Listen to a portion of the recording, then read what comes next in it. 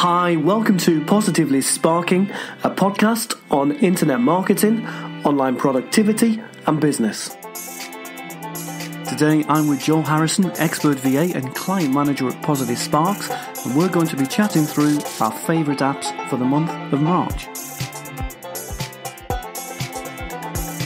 Hey Joel, how are you today? Hi Phil, I'm good thanks, and you? Not bad. You said it's been raining so hard over there in Wellies, even in the house.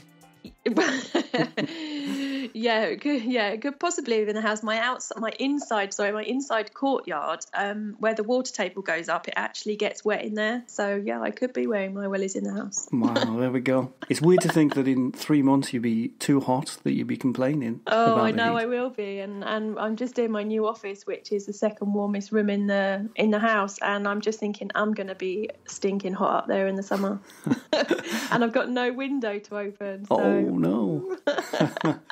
Just out of curiosity, what is the warmest room? I'm going to guess the kitchen.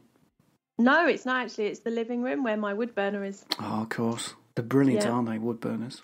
They are, but yeah, they're very temperamental. One day it's really hot, the other day it's cold. You just can't get a happy medium with wood burners. All about the wood, Joe. Yeah. It's all The drier about it wood. is, the better. Yeah, and Jerome was out chopping wood for me this morning before he left. What a guy. We'd run out of wood. Good stuff. Well, from your delightful French charm, I just wanted to thank you for our first ever webinar last week. No problem, it was good. We had a good time. We did. It was fun, and thanks to everyone that came in live and anyone that's watched it afterwards. It was great to do. Yeah, One it of the was really apps good. I'll be talking about today helped us do the webinar, so it'll kind of link in nicely. But let's go ahead, Joe. What's your first app of the month? Okay, well, I am going to go with Google Calendar. Very good. Do you remember what I said when we chatted pre-podcast? Yeah, you said it was really boring one. But you said, just wait, Phil, so here we go. Well, I mean, people may think it's boring, but I got quite excited about it the other day. So I've previously been using iCal on my Mac because I'm a bit of an Apple freak, and which was fine, and it did the job and everything, and I had lots of shared calendars on it, including yours, so I could see everything. But there was certain things about iCal that I didn't like, and that was if I had a lot of all-day events booked in a certain day, you can't see them at a glance. They kind of disappear. And I was like, how am I going to get around this? And I did Google searches and everything and could not find a way of doing it. And I thought, right, okay. So I was just happening on LinkedIn Learning a couple of weeks back and found an advanced Google Calendar course.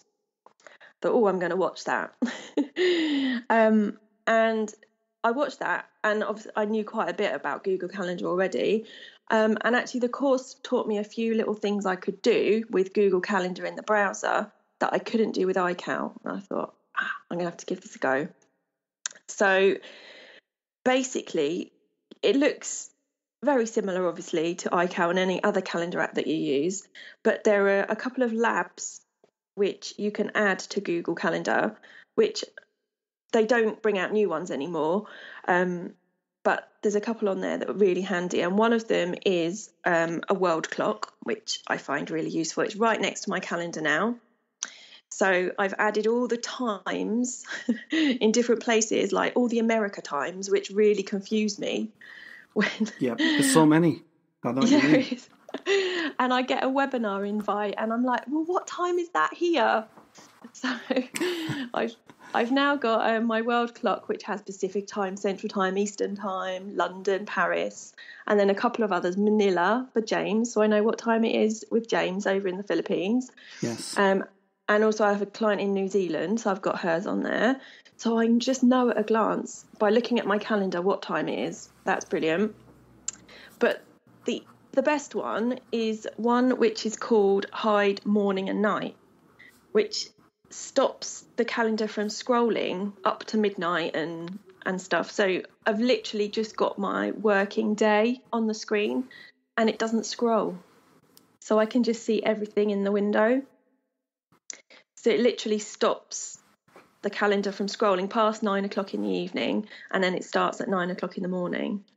I mean, that may sound boring to people, but I got really excited about it. Joel, I agree with you. I'm taking back everything I said to you before the podcast. Those two things are so useful. Because you're right about the world clock. You know, James is probably the person we work with who has the most different time zone regularly, you know. So usually in our evenings, it's middle of the morning for him, isn't it? And by morning, I mean sort of, you know, what we call the small hours, 3, 4 a.m. So, and then all the webinars, you're right, that we do, and, you know, been over in America quite a few times myself in my life, you know, I've actually missed a flight with those American time zones that change. Yeah, I'm not surprised. You know, because you land in an airport, you just forget about it, really, and then suddenly you're an hour or two ahead of where you were, and your flight's gone. Well, exactly. It's like, how can you have 3 different time zones in one country? I mean, if you go to America, you're like, well, what blooming time zone am I in? It's a big country, is the answer. But that's a great one. Because I'm always doing the same. I just Google the time difference. I must do that. No, I used to do that. And that's how I used to work it out. But now it's like right on my screen. So even if I can see, like, for example, Pacific time now, it's 2 a.m. Yeah. So I just count on my fingers, see how far behind they are, so I can work out a webinar time. But the morning and night to stop the scrolling is great. And also on here I can see all my all-day events at the top. However many I've got on there, it shows them all up, which is one of the problems that I had in iCal. For example, I've got a calendar of awareness days and weeks and months, which I got last year. And there's obviously loads. I mean, there's like probably 10 different awareness weeks on my calendar at the moment, but I can see them all at a glance rather than having to try and scroll down or go to that particular day to see them. So that's really good. And another thing that I picked up yesterday, which is great, is a Chrome add-on for Google Calendar. And I literally just have to click on that on Chrome, and it gives me a nice long list of all my upcoming events in a little list. And you can also add stuff from there as well. So it kind of, it's good. I don't even have to open the calendar now. I can just, look on my Chrome add-on. This is going to be tough to beat for App of the Month. This is very, very interesting indeed. I'm impressed. And the other thing is you can have the view is different on Google Calendar. So on iCal, I think I could have it like for a week or a month, whereas I can have it for 4 days on Google Calendar, and that's how it shows on my screen, because it just it's not so squashed up, and you can read everything clearly. So, and excellent, I can see on Sunday I'm off to my mum's for cake, so that's good. What a great Sunday thing to do. Yeah, exactly. You just made me think, happy International Women's Day for yesterday, by the way. Oh, thank you very much. You are an international woman in every sense. Well, I suppose so, yeah. So give us I'm thinking everybody knows where to find Google Calendar. So why not give us the places we can find the add-ons? There's 3 that you mentioned there. Okay, yeah. So there's a Chrome add-on, so you need to go to your extensions on Chrome browser and search for it there. And the labs, you go into settings in Google Calendar, and you click down to labs. I mean, there's other labs in here, and you just literally have to enable the ones that you want. So I've got hide morning and night, which is the one that stops it from scrolling, and I've also got the world clock. And there's probably about half a dozen on there. They don't get updated or anything, and they're not adding any more.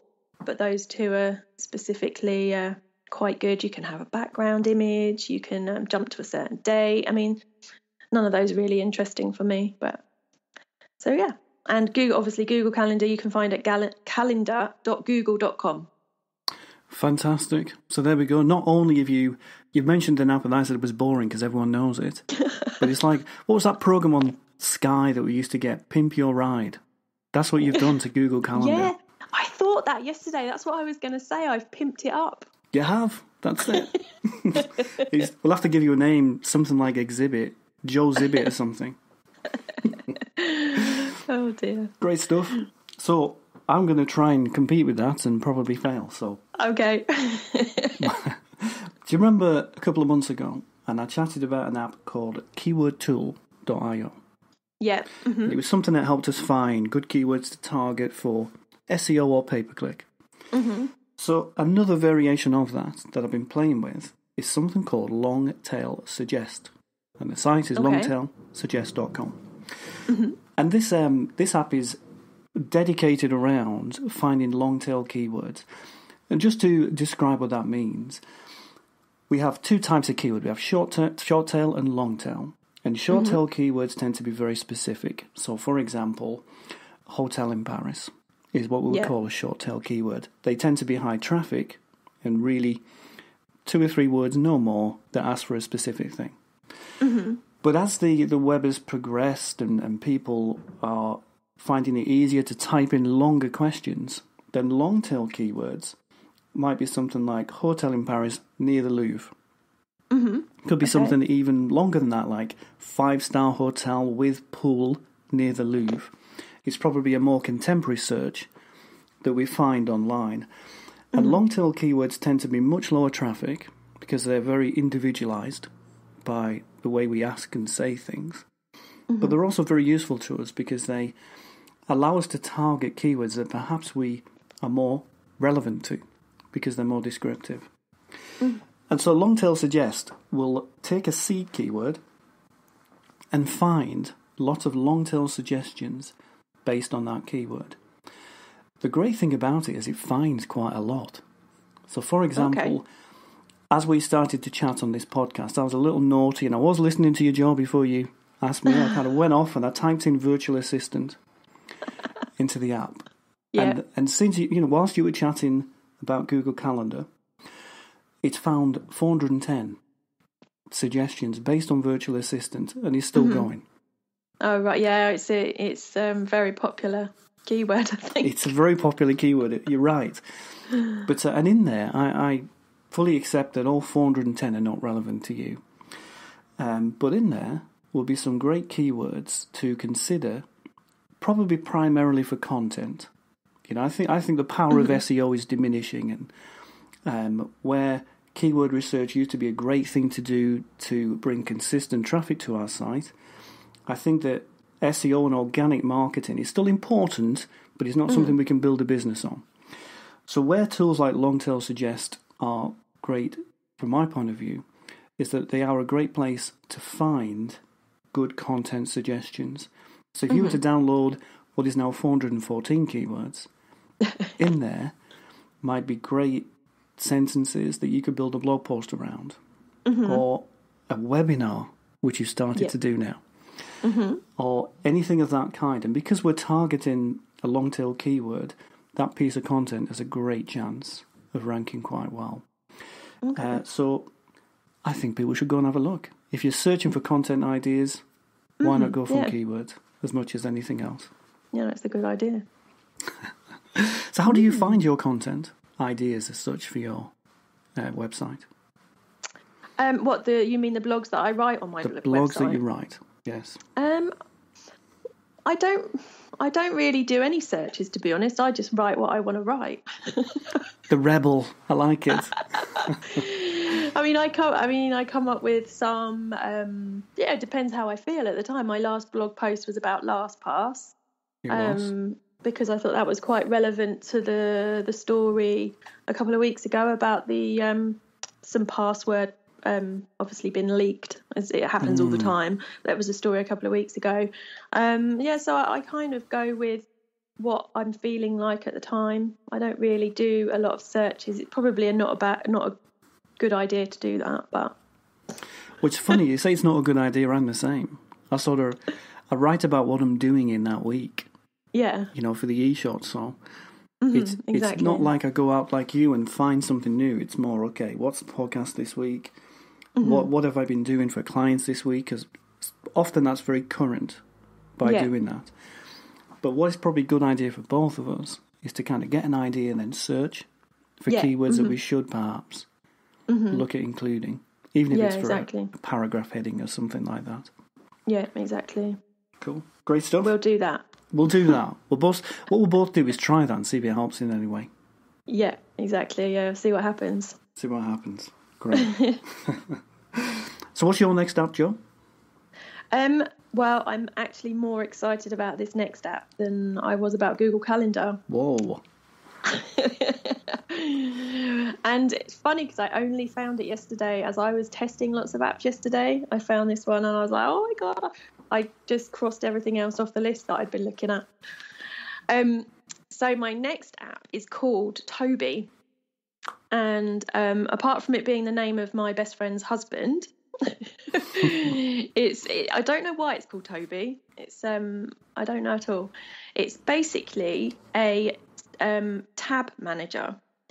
So in Google Chrome, I have loads of tabs open, and I started to pin them, the ones that I had open all the time, like Asana and Facebook and all the tabs that I just look at all day. And I've been having a real memory problem on my computer, which I think I mentioned to you last week. You did. And I'm constantly having to clean my memory to get my computer to do something. So I tried one tab again, which I've had in the past, which is fine and it sorts the memory problem out, but it doesn't look very nice. Whereas Toby, it is brilliant because it's not just a tab manager. It's also, it's like a project management thing. You can have separate lists with all your tabs under it. It's difficult to explain without you being able to see it. Is what I'm. And it's pink. That's the main thing. It's pink. The theme is pink, which is good. You can change the theme to a dark theme, but I'm happy with the pink.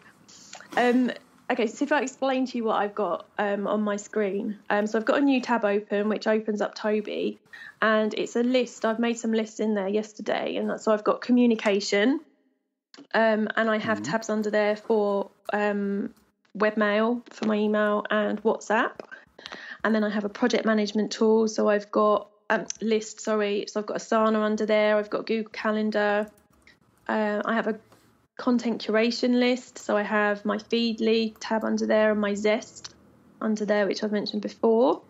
Social tab list, I've got LinkedIn, Facebook, Twitter, Buffer, Hootsuite, CoSchedule. So they're all tabs that I can literally just click on and they open up a new tab and open it up in my browser like it would normally. But all the time they're in Toby, they're not using up my memory. So do you use it as a new style bookmarking system? Is that I guess so, yeah. I guess so. You could call it a bookmarking system. Whereas one tab, when I've used that, you can put everything in one tab and it shows up all the links and you click on them to open them. But it just doesn't look very nice. It's not easy to see where the links are that you want to click on. Whereas this, where you can create the different lists in there, and you can also tag them with different tags. So I've got work lists, I've got personal lists. It just looks more organised, and I like to be organised. You do, no doubt. It's there's also a Google Chrome tab as well. Add-on, sorry, which you can have Toby Mini. So rather than open it up every time you open a new tab, you can open up Toby Mini and it'll be like a list in an add-on, which is handy if you don't want it open up in every tab, because I was going to mention the problem with, there is one problem with having this, is I used to have Zest. Every time I open a new tab, I have Zest. But now I've got Toby, that opens up in a new tab, and I don't have Zest anymore. And so would you find that you would now not view Zest as much as you did before? Possibly, yeah. But because I've found Toby Mini this morning, I don't have to have it open up in a new tab, so I could possibly have Zest back as opening up in a new tab and then just have Toby Mini on the side. I see, there we go. Yeah. So, yeah, I mean, I'm really excited because it solved my problem with the memory issue. It looks nice, it's pink, it's all organised. And yeah, I'm really happy with my new app. It sounds great. I just want to go through the project management part again. So how does it help there? Well, because I've created all these lists, I can easily go over to my list and say, right, what do I need to do? And I can quickly find that link. If I had all these links open in one tab, for example, I'd have to scroll down and look for the particular link that I'm looking for because I can't organize it. Whereas this, I can organize into different lists, and you can show and hide that list, and you can. It's difficult to explain. We need to do a webinar on these podcasts so people can see my screen. Maybe we do. Maybe we do like a little video follow-up. We could do, yes. Something to think about, isn't it? I like the sound of it. I like the sound of it as a bookmark replacement a lot because I have a lot of bookmarks and I forget about them. Yeah. So because they're hidden, sometimes there's a great tool in there. And kind of like you're describing about Zest, for whatever reason, you stop seeing it. Yeah. And it disappears out of your mind. And then 6 months later, you discover it and wonder why you didn't use it. Mm-hmm. Yeah, so exactly. The idea of splitting them up into sections is fantastic. So you could have pay-per-click ones and social media ones and management ones. That sounds great. Yeah, I mean, initially yesterday when I was setting it up, I was just putting the ones that I look at on a daily basis. But then I was thinking, well, actually, I can put everything that I look at in there, and it just saves me typing in the website address and looking in my bookmarks for things. So I've got all my banking stuff on there, my invoicing software, and all that sort of stuff that I don't generally look at every day, but it's there for when I need it. Fantastic. It's going to save me so much time and memory on my computer.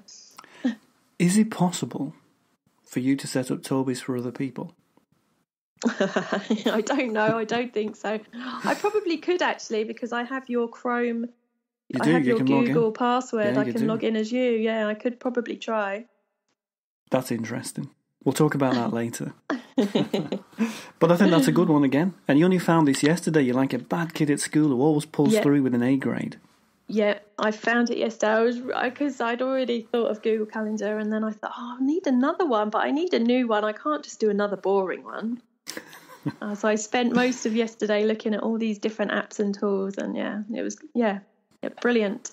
It sounds it. I'm very intrigued. So I'm going to definitely look at that one. Give me lots of tasks to follow up this month, Joe. Yeah, you'll be busy. So from there, I'm going to go back to webinars and talk about Zoom. Okay. So for those of us who don't know, Joe and I used Zoom.us for the webinar that we did last week. And I think it's a good app. I just thought we'd talk through the experience of using it and see how you found it from the other side and review it overall. So the first thing for me is that I think webinars and video marketing and video content is quite new still. So it's a bit of a learning curve to use a tool like Zoom, but there are great webinars and other resources on the app which you can go and kind of watch, partake in. Of course, I didn't do any of that because I just tend to jump in there and try it. Yeah, me too. And I thought it's a great price. You know, we paid, I think it was $15 to have the ability to run that session last week. The one part that sort of didn't quite work for me, I had a great sort of onboarding session, as they call it, with a very nice man called David at Zoom. And he showed me lots of great features, which we began to use in the webinar. So the idea of muting people when they join so it's not too noisy.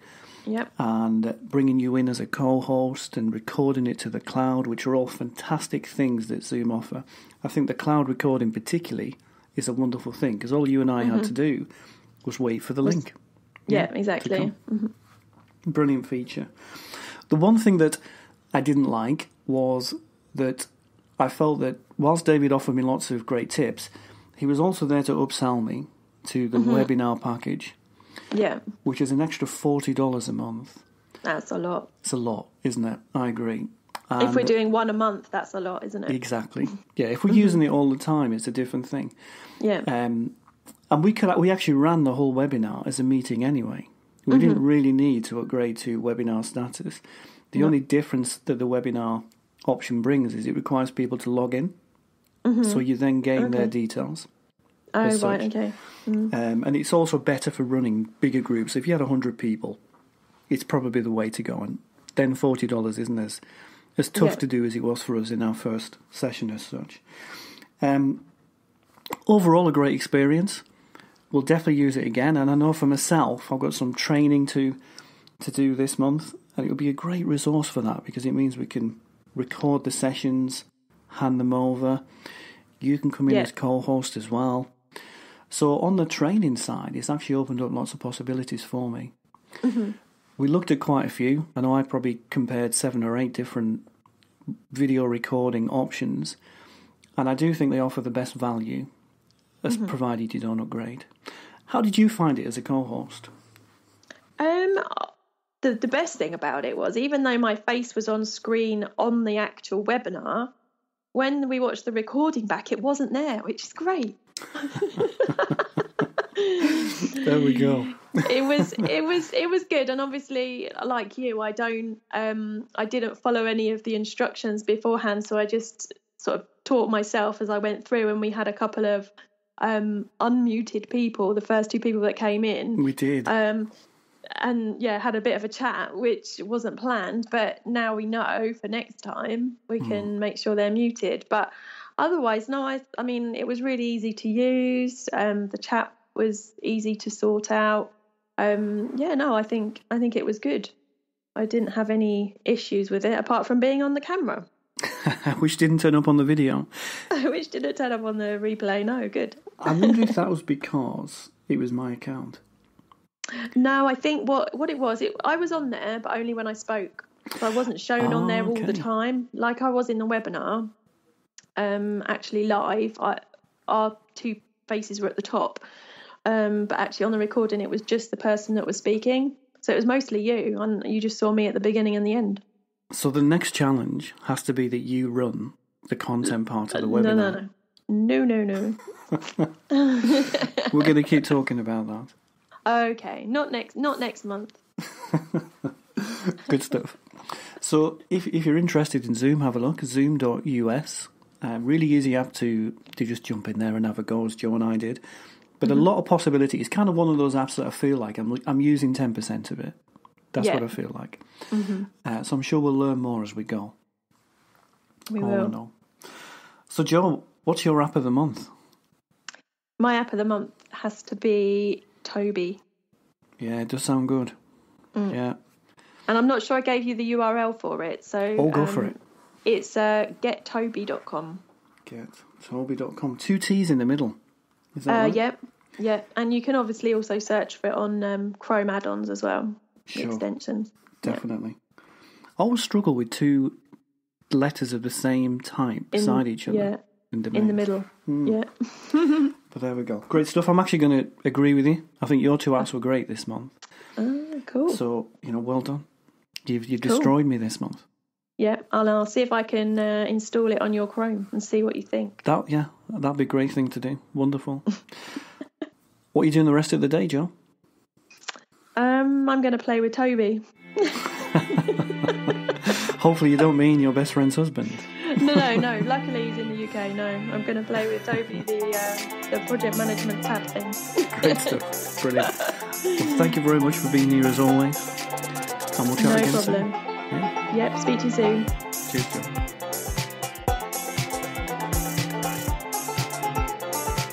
My name is Phil Byrne, and I'd like to thank you so much for listening today. I hope you got something really good to take away from this week's episode for you or your business. And you know what? I'd like to give you something more. In fact, I'd like to give you a whole free web marketing pack full of all my latest and best ideas on how you can take your business forward positively online. Download your pack at positivesparks.co.uk/pack. And most of all, guys, look forward to seeing you again next week.